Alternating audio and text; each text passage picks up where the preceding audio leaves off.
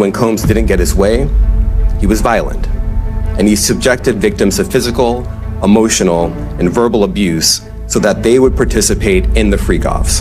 The freak-off, a term that has now not only become synonymous with Sean Diddy Combs, but it is at the center of his federal sex crimes case. He could be looking at 15 years to life in prison. That's how serious these charges are. Combs then used force, threats of force, and coercion to cause victims to engage in extended sex acts with male commercial sex workers that Combs referred to as, among other things, freak-offs. And I had my own weed, but like everybody was passed out. Yo, Diddy had that man in the room. Look, yes, I put my ear to the fucking door and I brought the phone because Diddy started going in overdrive. I ain't know what the fuck was going on, but I just heard balls slapping against ass cheeks. I heard niggas struggling to take dick. I heard niggas being like, yeah, daddy. Like when he started all that daddy this and daddy that, and then I heard some hollering and struggling like, yeah, I kept the phone there and I recorded all that. Diddy's shooting victim has finally stepped forward, making explosive claims in court that could spell even more trouble for the already embattled music mogul. Without all of the facts being on the table and them saying what they knew happened, but I'm not going to sit here and judge anybody for the actions that they make.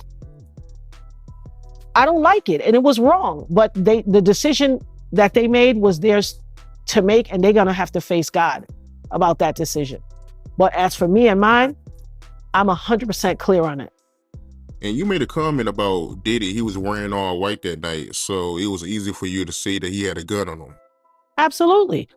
And here's the deal. I've had people say, oh, no, I saw a picture of him in a gray coat. He rich. That's what his attorneys brought him to the station to change into. I'm telling you what he had on. I don't care what anybody else says. I know what they both had on. I'm saying it 10 toes down. People can say what they want. See, the difference is Shine, he wasn't the man, so he got caught in what he had on. They were able to get photographed after the fact in something different, and all of that was a ploy. I'm telling you what I know this man had on. And if I'm not mistaken, there are images of when they were coming to the club. There's images of paparazzi taking their picture. This ain't something I'm saying that can't be proven. But people like to use semantics like, oh, well, I saw him in a picture and he had on a this and a that. I don't care what you saw. I got shot. Just like I can't come in your house and tell you what you ate for dinner or what you did yesterday. No one's going to tell me about my existence. I walked this journey for 24 years. Beyond a shadow of a doubt, that man shot me in my face. And I watched Puffy do it. I don't care what anybody says. And here's the irony. After I got shot, and I just recently found out from a friend of mine that I hadn't seen in ages, she posted on her social media, she posted a picture. The picture contained herself. Her name is Missy Lou. The picture contained herself, Little Kim, a girl named Sada, and a young lady named Red. Red is the young lady who, her and a young lady named Keisha, and I believe Red and Keisha are sisters. When everybody else ran away from me in the club, people were looking at my face and going, and running away. Red and Keisha came to me. At one point, the only people that were there was a guy with dreadlocks and two other women that ran into this side door over in the area where I had been standing all night. I didn't realize that was even a door that could open. They ran into the door. It was, obscure because it was monochromatic, so you couldn't really tell it was a door, but then they ran into that door and Red was like, hold it. And as she said, hold it, they slammed it shut. They ran and one dove over the bar and got a bunch of paper towels and brought to me. And they were so calm and of level-headed mind to say, come to us, Eb, come here to us. Because they were wise enough to not rush and grab me and put me in shock. I don't know where they got this training from. It had to be God. But they knew not to rush and grab me. They kept saying, come to us, Eb, just come to us. We got you, baby. Come to us. They saved me. When everybody else ran away, Red and Keisha ran to me. I just found out not even a week ago that Red died. And I was heartbroken. I cried all day. She's my angel. I haven't seen her in ages, but she is my angel, her and Keisha. When everybody else ran away, they defended me. She went and banged on the door and said, open this effing door, open this door. And whoever, I don't know if it was the guy, but somebody opened the door. And when we walked into that, they said, come on, Eb, come through here. And when we walked into that doorway, it was the corresponding kitchen to the hotel that was connected to the club. And all I could see everywhere, there were people mulling about, but on the floor, it was that black and white tile pattern, that checkerboard pattern. And there were about 9 million blood footprints of my blood walking every direction. It was terrifying, jarring. It resonated on me that if that much blood was in footprints on the floor, how could I have enough blood in my body to keep me alive? I was certain that I was dying. And so as they got me, and when she was holding the paper towels to me, it was tons of blood. So as I walked into the kitchen point, there were a lot of what appeared to be Mexican men with aprons on, half aprons. And they were the chefs or the cooks in the kitchen or the kitchen staff. And people were mulling about and people were holding their face like, oh my God. And I saw 5 boxes. This alleged victim, whose identity has been kept under wraps, is now speaking out about a shooting incident connected to Diddy that was previously covered up. Kind of like askew, just not in precision, but like half tilted or whatever, but stacked up. And it was 5 boxes tall of carrots. I knew they were carrots because I could see the green leafy stem hanging off the back of the carrots and the orange carrot actually poking out of those little holes on the side of the cardboard. They were poking out and they were the only thing that was static. And so I went and stood by the carrots because they looked like a safe place for me to stand. And I stood by the carrots and I just held the paper towels and I kept looking at everybody moving. If I could, I can't even tell you what I was thinking. I just was like, the best thing I could think is, I can't believe this. I can't believe this is happening. And I could see people moving to this right side through this doorway, but I wasn't really focused, but I could see the people moving through it. And just then somebody was like, come this way, come this way. And so I walked that way towards that doorway that a bunch of people had clearly ran through. Now, as I approached the doorway, God told me, bend down and touch the floor. This is a knowing, for all the people, let me just say this too. Let me stick a pin. For all the people in cyberspace that's out there and be like, oh, God talked to her. I don't believe nobody say that God talked to. Good. The devil is waiting for you when it's your time of reckoning. Go home to your father. But as for me and my house, I'm going to believe in God, in the Lord God that saved me all this time. I don't care what they think.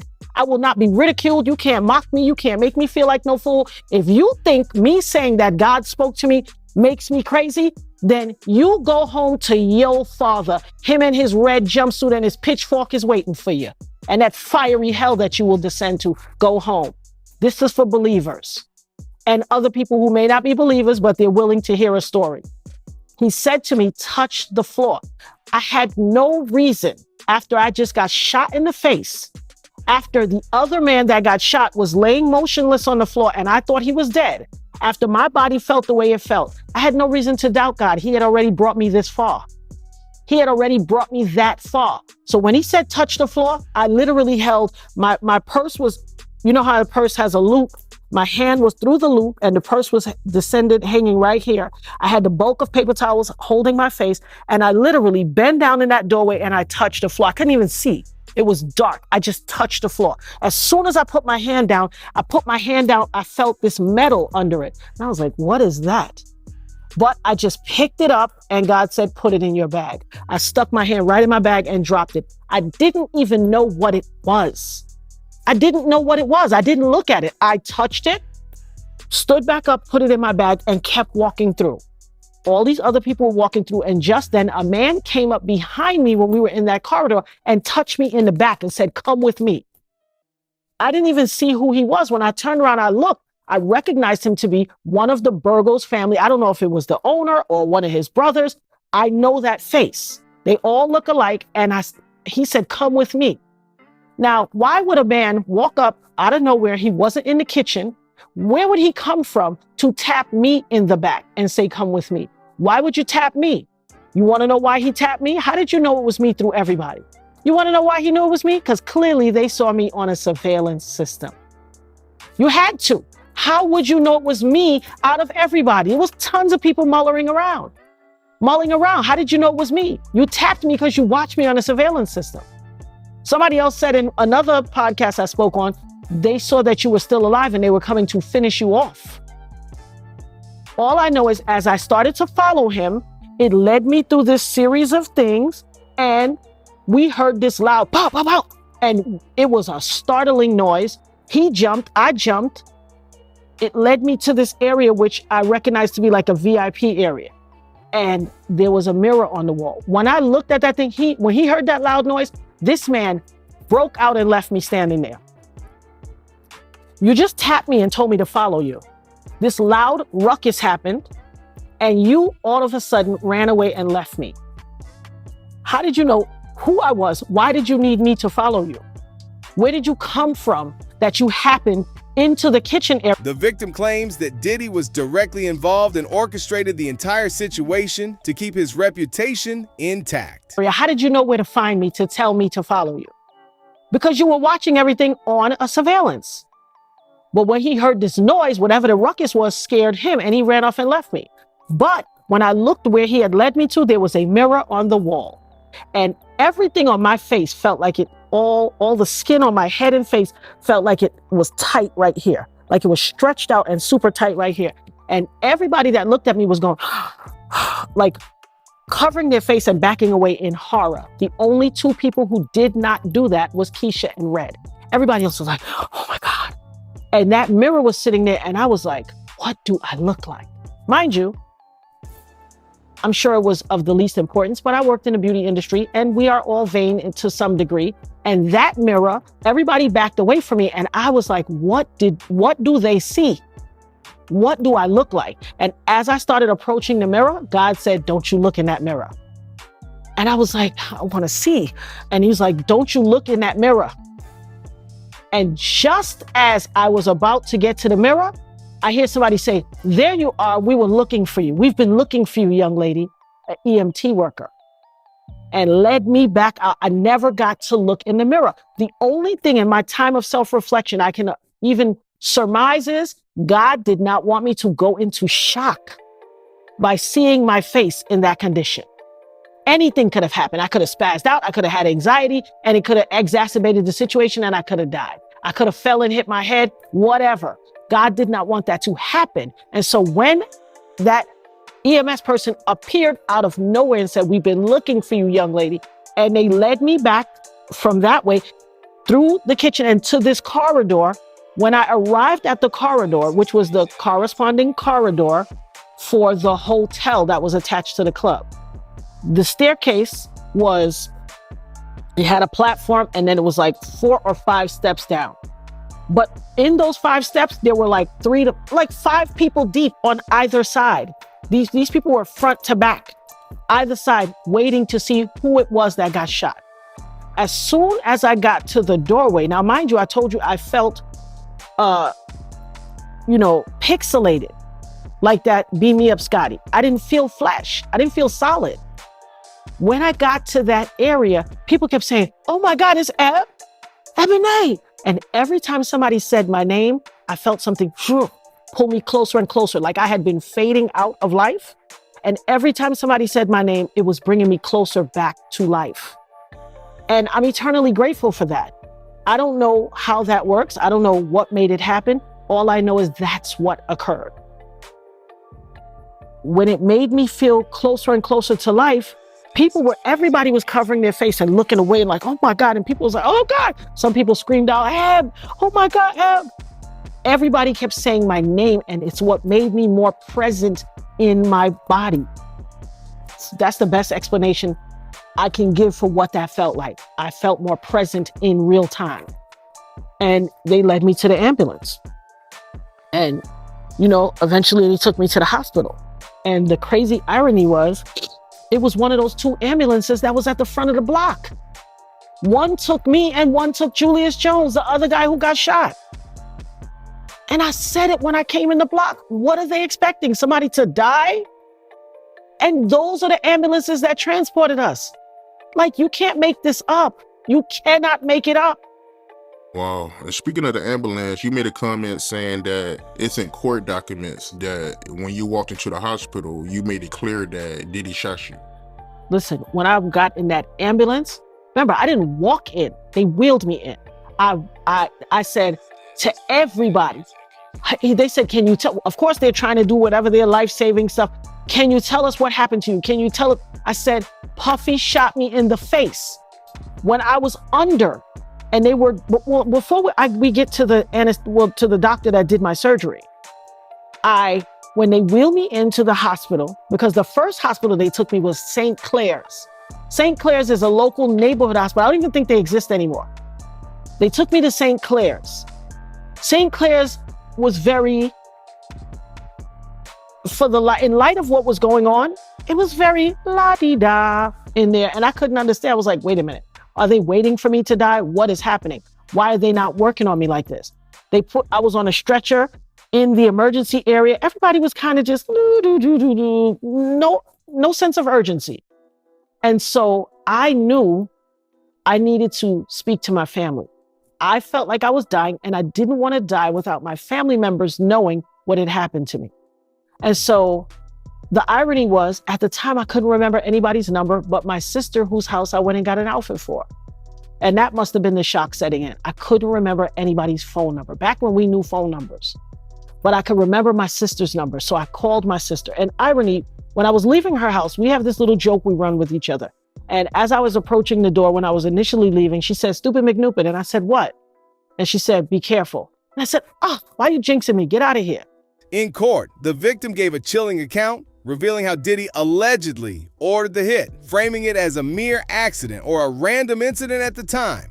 And I had fanned her off. So now I called her and she picked up the phone. She was clearly sleeping. She was like, "Hello?" And I was like, "Tell." And she was like, "What you calling me this hour of the night for? Whose number is this? Girl, tell me about the party tomorrow." I was like, "No, Tell, listen to me." And that's when that is the first time I cried. Once I heard my sister's voice, I knew somebody in my family knew where I was and was going to be able to tell what happened to me. And she said, "What's wrong?" As soon as she said, "What's wrong?" I could hear her husband in the background, my brother-in-law Dale, screaming, "What happened to Em? What happened to Em?" And I started crying and I couldn't catch myself. She said, "What's wrong?" I said, "Call mommy. I got shot in the face." And she just started screaming hysterically. And she couldn't answer him. And he grabbed the phone and was like, Eb, what happened? What happened?" And I was like, "Call mommy. I got shot in the face." And that is when all the emotions came. And I was crying. The nurse that had brought me the phone was standing there and she turned around and the TV was on in the background and the reporting had already started about what was going on at the club. And this nurse leaned over and said, "Oh, mommy, that's you they're talking about? You saw J-Lo, mommy, what she had on?" I'm fucking dying. And this lady's asking me, what was J-Lo wearing? Wow. Do you see so I may come across as cantankerous with this thing. It's been cantankerous. I am laying on a stretcher in the emergency room at St. Clair's. I told my sister, "Get mommy fast. They're gonna let me die." I felt like they were letting me die. My mother, being a powerful woman in New York City, as she was, had connections and all this. My mother got on the phone. My sister called my mother. My mother got on the phone with this one, that one, that one. Next thing you know, I was already being transferred by ambulance, an emergency life flight ambulance, well, not life flight, but the life-saving ambulance to St. Vincent's Hospital, which is a level 1 trauma center. Instantly. Why didn't they? I got shot in the face. Why would you take me to a local neighborhood hospital if this was not a sacrifice? Why wouldn't you take me to St. Vincent's, which was closer to the club and a level 1 trauma center? I have a bullet in my face. No one can explain that to me. No one has ever been able to explain that to me. My mother had to get me transferred to St. Vincent. And as soon as I got to St. Vincent, they had already had all of my stuff sent over and they were rushing me into surgery. The doctor was I was like, "Puffy," he kept saying, "Can you tell us what happened?" When they ask you those questions, which I found out later to be neurological questioning to make sure that you're aware and that you have some level of reasoning. And he's like, what's your name? How old are you? Can you tell me what happened? And I said, Puffy shot me in my face.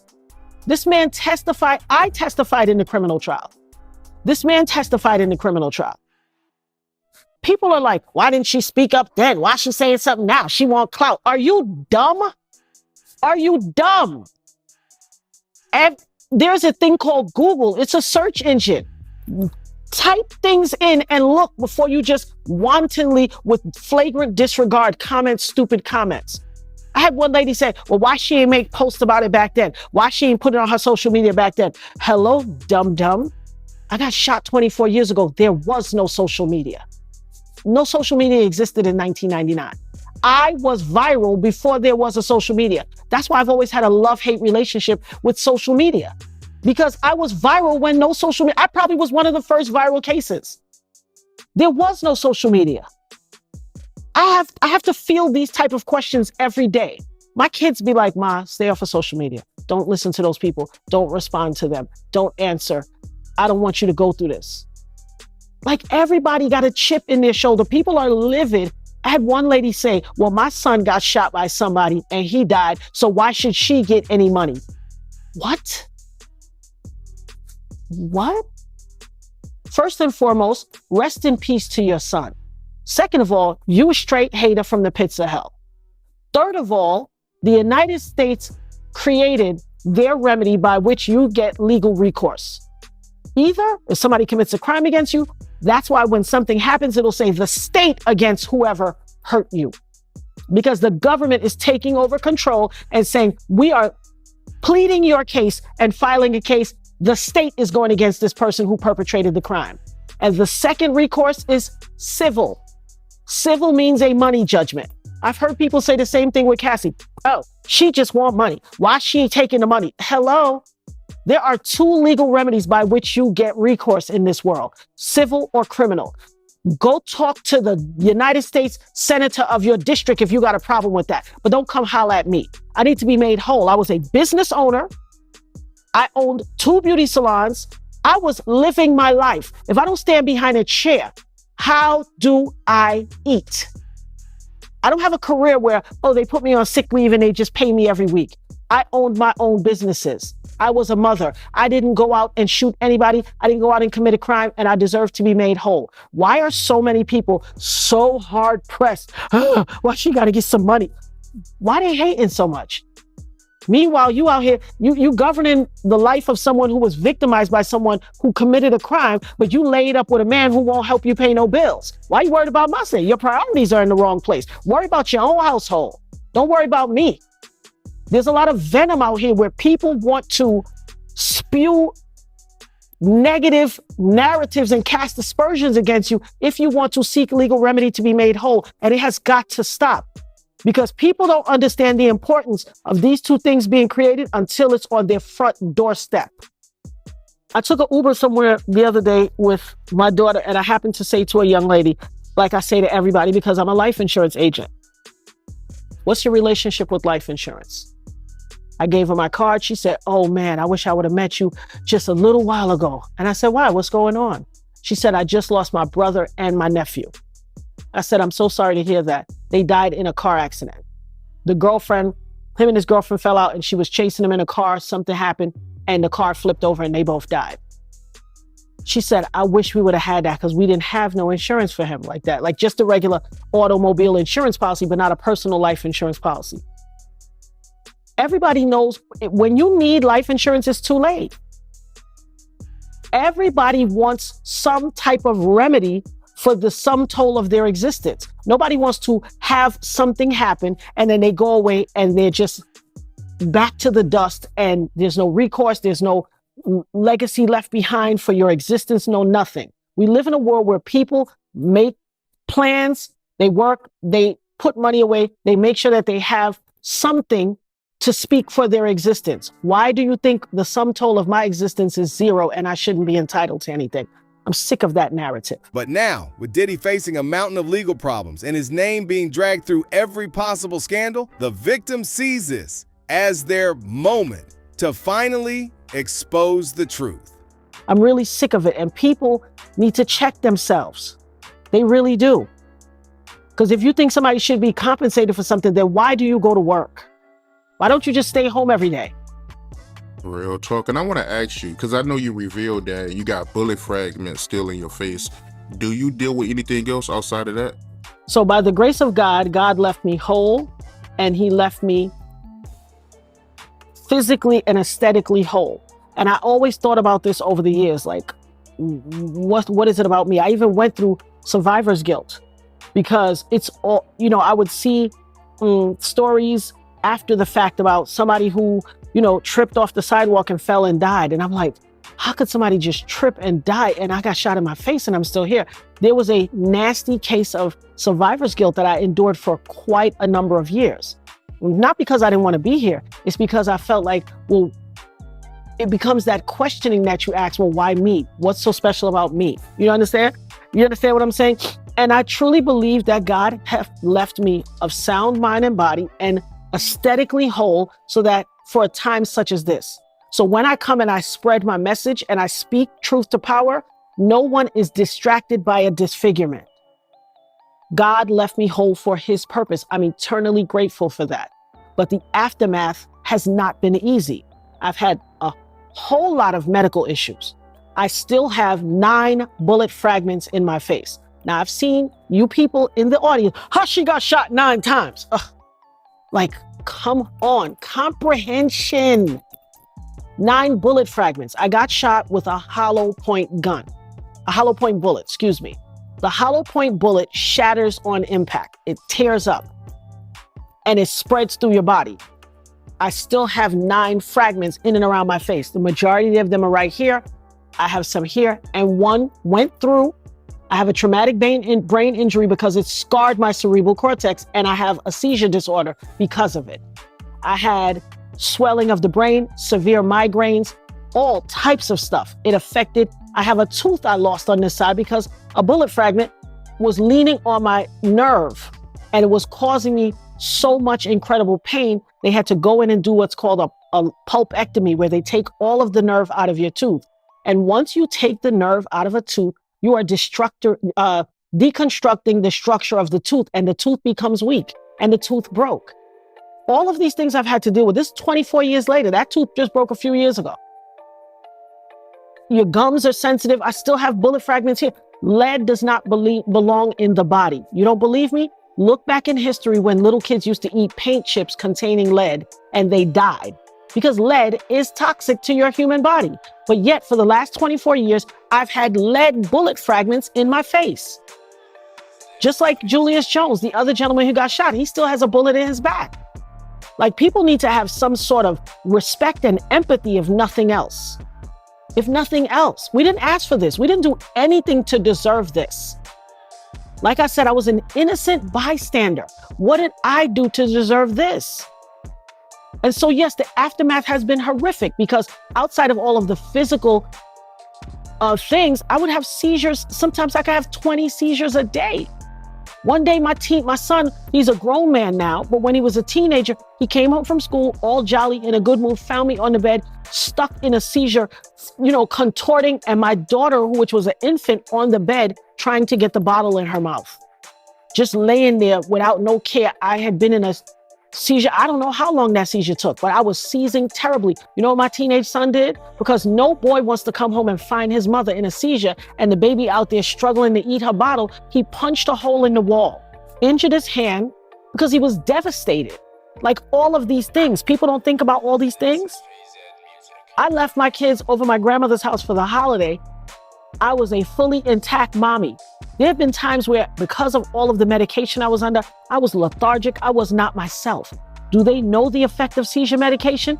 You're not out here sitting in the stands at the football game cheering for your kids. I was lethargic, and it wasn't just seizure medication. It was a bunch of medicine.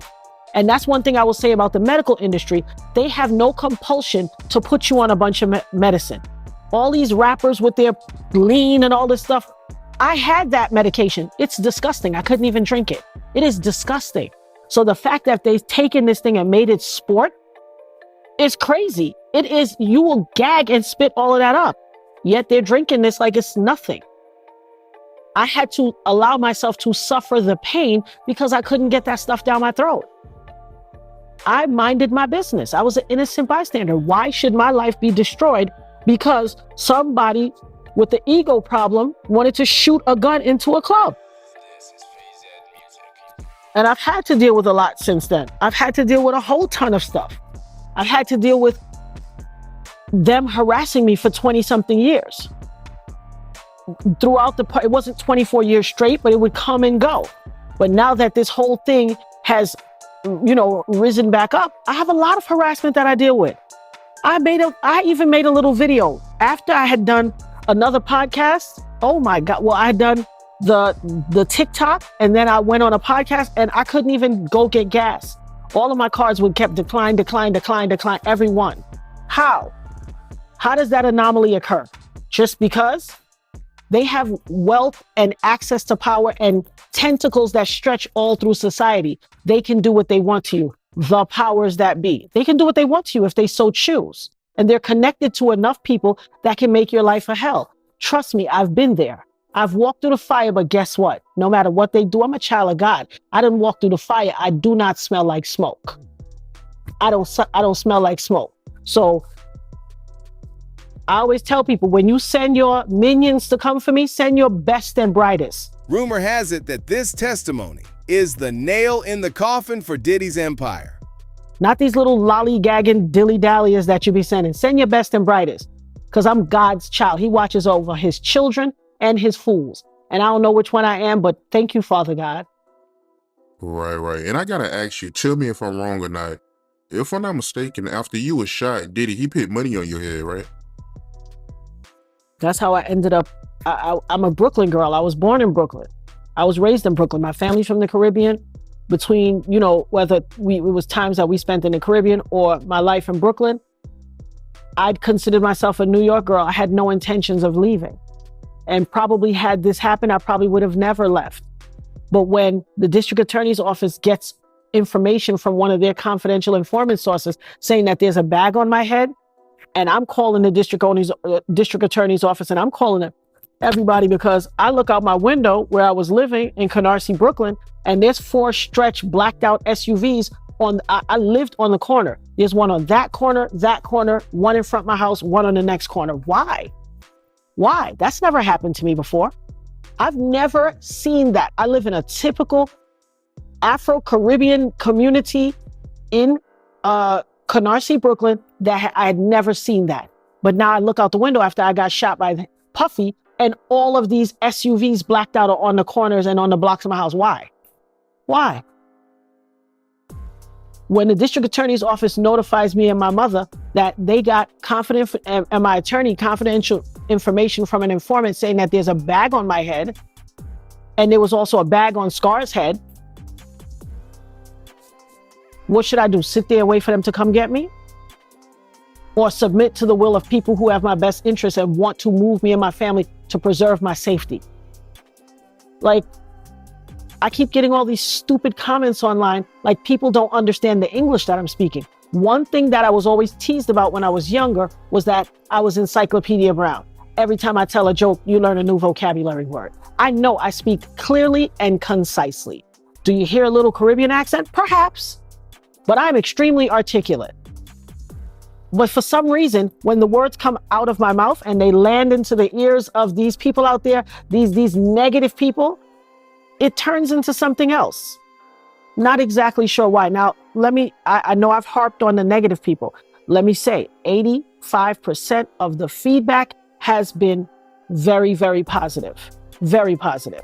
And I appreciate you all. And I don't mean to focus on the negative people. It's just that their negativity is intensely negative. It is inherently negative, and it is far-reaching. And it's not right. Why do we continue to victimize and re-victimize our community members who have done nothing wrong? Why are you standing up for a criminal who hurt people that did nothing wrong and didn't deserve it? That is why our communities continue to have such decline and moral degradation, because we're too busy representing for the thug and not for the victim and not for the survivor. Stop making excuses for somebody that do wrong, because when it hits your doorstep, you're going to want somebody to hear your cause and plead your case for you. Why do you not want the same for me? Do unto others as you'll have them do unto you.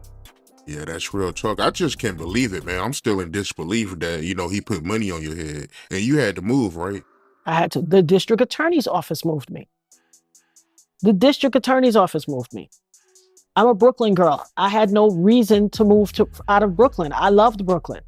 If you look over the sum total of my existence, had I not gotten shot by Puffy, I'd probably still live in Brooklyn, unless I, in my later age, decided, okay, well, let me move. But for all intents and purposes, that is the impetus that caused me to move. I was a business owner. I had businesses. Why would I pick up and just leave everything I knew? But for the fact that my life depended on it. Because guess what? Scar was on the run after a while because he learned that they had a bag on his head. He eventually got arrested for something. Not too long after he got out of jail, they took him out. He is dead. Not that long after he got out of jail. And I don't know that the bag was ever taken off. I know that most people that he comes against and there's some negativity, they end up dead. I'm going to keep doing what I know. I'm here 24 years later. I'm grateful to God. I'm halfway through the year. December 27th will make 25 solid years that I survived that. By the grace of God, I continue to be eternally grateful. But I'm not going to sit here and allow anyone to make me feel discomforted or throw me off and say, oh, you fine, girl. They ain't thinking about you. I even had some girlfriends who right now I don't really talk to them because when this came back out, when this whole Little Rod lawsuit came back out and the podcast were reading through all the steps of the lawsuit, well, when the Cassie thing came out and it elevated everything and people were attacking her, oh, she's lying, oh, she's this, and he was, enough is enough. I vehemently denied the charges, and then the video came out with him kicking this child, kicking somebody's child in her face. The victim is reportedly providing key details that align with the accusations Diddy is already facing. Everything from abuse of power to ordering violent acts to protect his brand. As more people come forward, it's becoming harder for Diddy to dodge the heat. Like she was trash. Where's your enough is enough statement? And people still defended him. Oh, she want a bag. Oh, she's a gold digger. Oh, she a thought. She lying. She want money for her new husband. And then a video comes out where, you know how crazy you got to be to run down the hall in a towel that was held together by the blood of God, by the blood of Jesus. That towel was held together. To run down so cavalierly down the hall in a towel and punch and beat somebody and drag them like that, throw vases, sit in a chair with your legs open so your nether regions can hang and throw vases at this woman in a hallway. Do you know who you gotta be? Baby, that's not even hell. That's the pits of hell underneath hell. That's that space underneath hell. But before that video came out, oh, they trying to take a good black man down. That's what they accused me of 24 years ago.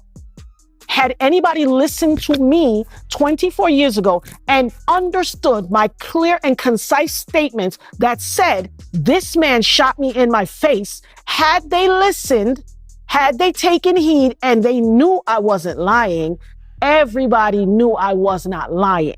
But because he had power, prestige, fame, money, and access to the people that have even more power than him, they let him walk. Because their agenda had to be carried out by him. So they let him walk. But guess what? If somebody listened to me, perhaps Cassie would have never had to endure, and all those other people that died under alleged suspicious causes at his hand would not have had to endure if he was held into account for what he did to me 24 years ago. Look how many other people had to suffer. This is what pisses me off. Everybody accused me of trying to take down, and I'm talking physically in the street, cursed me out, screamed me down, because there was a cover story of on the Daily News that was done of me, and people could see my bandaged face and recognize me. Saw me in the street. I was out with my mother when she was running an errand, cursed me out, called me everything but a child of God. You're trying to take a good black man down. You're trying to destroy hip hop. Why would I destroy hip hop? I'm a child of hip hop. I took my $3.23 and walked to Straker's record store on Utica Avenue in Crown Heights, Brooklyn in August of 1979. And I bought King Tim III by the Fatback Band first. And a week later, I bought Rapper's Delight. I got such an early copy. It wasn't that sky blue copy that had that kaleidoscope keyboard panel on it. I had a white jacket. That's how early I got my record. I am hip hop. I could quote hip hop quotables with the best of them. In fact, everything in my life is a hip hop quotable. So how dare you accuse me of trying to take down hip hop or trying to take down a good black man? Show me a good black man that I was trying to take down, because it ain't him. There's a whole list of people with crimes and moral turpitude against him. Me? Trying to take down a good black man? No, I was trying to save society. I was trying to save society from a nefarious actor, from a character, from Kaiser Sose. But y'all ain't want to hear me then. It took Cassie to come out and say this man would make her carry his gun in her pocketbook to control her and to make her feel afraid. In her lawsuit. Little Rod's lawsuit. He tried to bully Little Rod, allegedly, according to the details in the lawsuit.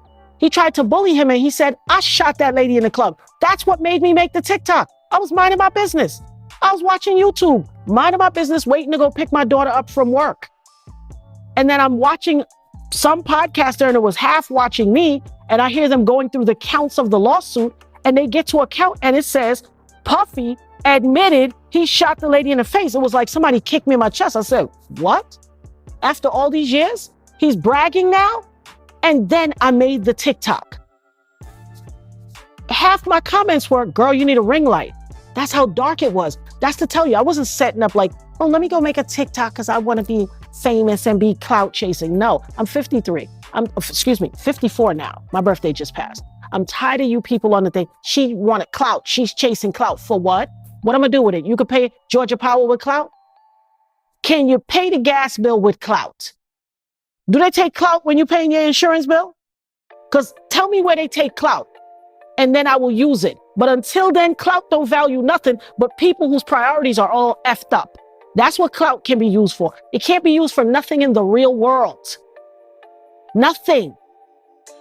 I don't have time to worry about clout. I have to worry about my sanity, about speaking truth to power, about telling my story. If your lies intersect with my truth, too bad for you.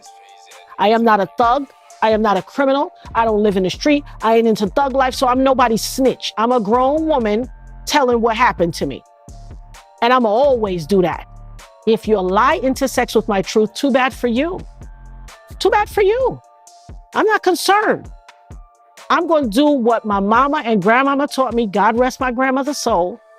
I'm going to do what she taught me. And all these people that project this whole, oh, she just want clout. She's a thief. She want money. Listen, my grandmother, God rest her soul, her favorite scripture was, so as a man thinketh, so is he. If every time somebody tells their story and you think they lying, it's because you a liar. If every time something happens and somebody gets compensated, if you think everybody's a thief, it's because you're a thief. If you think everybody's a thought or a hoe, it's because that's what you are. And you're projecting your crap onto me. Save it. Don't project your stuff onto me. Because you see this righteous breastplate of righteousness I wear, it can't penetrate. So save it. If it would have penetrated, it would have happened 24 years ago and I'd be out of here. I'd be a dusty picture on a shelf and my kids will be telling you a story. But that ain't happened. I got on a breastplate of righteousness. My birthday is June 12th. I tell everybody, one day the Most High told me, read every scripture that coincides with your birthday. I read Ephesians 6:12. It said, for we wrestle not against flesh and blood, but against principalities of darkness and evilness and wickedness in high places. It's the sum total of my existence and this case. I wrestle not against flesh and blood. These principalities of darkness that's on that man, because you can't call it nothing else. That's a spirit of wickedness and evil. And I am the person charged with speaking truth to power and fighting back. I'm not going to cower in a corner like a coward and tuck my tail and be scared to speak. I've always been outspoken. God put this in me, and I'm going to be that. And I don't care what anybody thinks. What anybody in that world thinks of me is not my business. That's your business. Take that to the altar. It's above me. Take it to the altar. Yeah, I feel you. So I want to backtrack, right? Scar, he's the one that got into it with Diddy, right? Before the shooting. And you said that he ended up dead? He ended up dead eventually, yeah, a few years ago. It's probably been, can't remember exactly, maybe 8 or 10 years now. Probably 8 years. He passed away. I actually flew home to his funeral because, like I said, he was a friend of mine. He lived across the street. His mom lived across the street from one of my beauty salons. And he and I were friends. And I wanted to pay my respects because we had all our lives intersected in this unique, weird circumstance and anomaly. And I felt like it was my duty to go pay my respects. And I'm not big on funerals, but for him, I wanted to go pay my respect.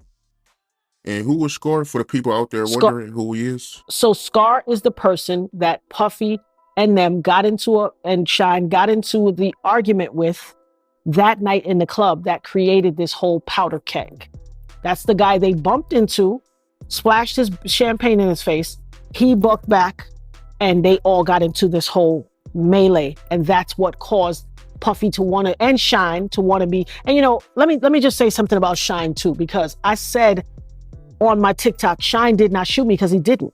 But Shine is a con artist. Let me just put that right out here now. Everybody's like, oh, we know Shine was innocent. No, you don't know a daggone thing because he's far from innocent. Back in the days, there was a podcaster, and I'm sure you may be familiar with him. Do you remember Combat Jack podcast? With his empire now on the brink of collapse, this case is about to get even uglier as the court dives deeper into the past actions of one of hip-hop's biggest figures. And now, with the victim's courageous decision to speak up, it seems that Diddy's chances of walking away unscathed are slim. Witness after witness is lining up to share their truths, putting more weight on the growing accusations against Diddy. One of the early days, of course. Yeah, R.I.P. to him. Yeah. R.I.P. to Combat Jack. He did a show back in the days when Shine was still screaming from the rafters how Puffy double-crossed him, threw him under the bus. He did a podcast, he had Shine on it, and Shine said, I can almost quote, somebody had played, now you can't even find the full podcast. You may be able to go in the Wayback Machine and find it. They look like they scrubbed it off the internet, but I'm doing a docuseries called Shot, Survivors Helping Others Through, and we captured that podcast and we have it. I have it memorialized. They did something like brah, brah, like gunshots in the background. He was like, nah, don't do that because Shorty Natanya Rubin, that's my friend. A lot of people don't know. See, these Johnny-come-latelys don't know the real deal. Shine, when they were trying to get Shine a record deal, his former manager, Manny Haley, who was a friend of mine, and I used to work in his beauty salon before I opened my own, called me one day and said, yo, Eb, what's up? What you doing? I said, I'm in the studio. He was like, oh, word? You remember that youngin' that used to rhyme outside the shop? I want to bring him through. They trying to get him a deal. Let me bring him through. Let him drop some bars on your session. So Shine's record deal is because I let him come to my session, and I know they took that sample as a snippet to help shop him to get a record deal. That's the irony of life. So while these people are like, oh, she just want money, you don't have a clue. Shine said vehemently on the Combat Jack podcast, and I have a clip I will send to you. He said, Natanya Rubin is my friend. I'm sorry she got hit. It was foul because we used to go to the studio with her and everything was everything. She my friend. So we don't know if my gun hit her with the ricochet because it was 4 guns in the club. We don't know. But I'm sorry it was her because that's my friend. When you listen back to it, you're going to be awestruck at how almost verbatim I just said that. Trust me, I've played it over in my head 1,000,000 times. It's the number one question I've been asked for 24 years. Did they apologize to you? I'm always awestruck when people ask that. I'm like, apologize? People that's guilty don't apologize. Now, he apologized to some degree, and I had love for him for that. My sister even was the one that called me crying and said, I need you to listen to this, sit down. And she played that snippet for me, originally when it first happened. And I was awestruck. Because guilty people don't apologize. But he was at least showing some contrition. Now that he's Mr. And listen, I sat back from the background and watch his ascension. Like I keep telling people, I'm not a grudge holder. I know most of y'all can't conceive of this because y'all out here holding grudges on your mama from 1900 something. I'm not her. I don't hold grudges. I don't give people free space in my prime real estate. I don't let people take up residence in my brain. God did not create my brain or wire me that way. So I want people to be held accountable for what they did, but I'm not sitting here pining, oh, I want to burn him in effigy. No, I'm not that person. I sat back and I watched Shine's ascension. When he got deported, first he was in jail, then he got deported. He became a community activist in the community. I was proud of him. I was like, wow, he's turning his life around. I'm proud of him. Time and distance will give you the ability to make yourself anew. So I was watching him. I was very proud of him. But now that you've gotten to this place where you are the head of the opposition party and you want to ascend to prime minister of Belize, your home country where you were deported to, but when you got deported back and you started interacting with Puffy, the prime minister, the party that was in power put a rule of law in that said if you were convicted of a crime anywhere in the world, you could never be the prime minister in Belize. So now he's going to jockey off of me saying Shine didn't shoot me to try to leverage himself to get that prime minister seat because your homeboy keeps sending his little plane over there to Belize. I don't know what y'all doing. You know, the RICO say moving bodies of females and stuff ain't my business. We're going to let the RICO charge handle that. But whatever you into, you want that access to power, and he wants you to have that access to power so he can move those human bodies through your island and whatever other packages is on that plane. That's not my concern. I'm going to sit back like a spectator and watch until it plays itself out. But you want to use, oh, you see, the woman said I didn't shoot her. Did you hear the ting? Come on. When you on Drink Champs, you be like, yo, I'm saying no, because you know, people said I sound like Big. And then when you talking to the local news media in Belize, you're like, I don't know what these people are discussing. The people want to take me down and I'm the... Cut the shenanigans. You ain't nothing but a penny ante shyster, a shady car salesman. You ain't nothing but a dressed up fraud. You a liar. I sat back and I watched you and I said, wow, he is making good on himself. But then you tried to, you slipped and bumped your head. And I can forgive people, but let me tell you something. When you step on that pinky toe with the corn, you done effed up. You're not going to use me to leverage your way into the prime minister seat. Shine shot Julius Jones. And I can prove it to you. I'll bring Julius Jones to the surface to tell y'all himself. Ain't nobody seen him in 24 years. I will bring him. I will bring the proof. Shine shot Julius Jones. He still has the bullet in his back. I'm tired of these stupid lies. And people, here's what pisses me off. In everybody's story, they keep pulling me up. Oh, the woman who was the victim, she said I didn't shoot her. What?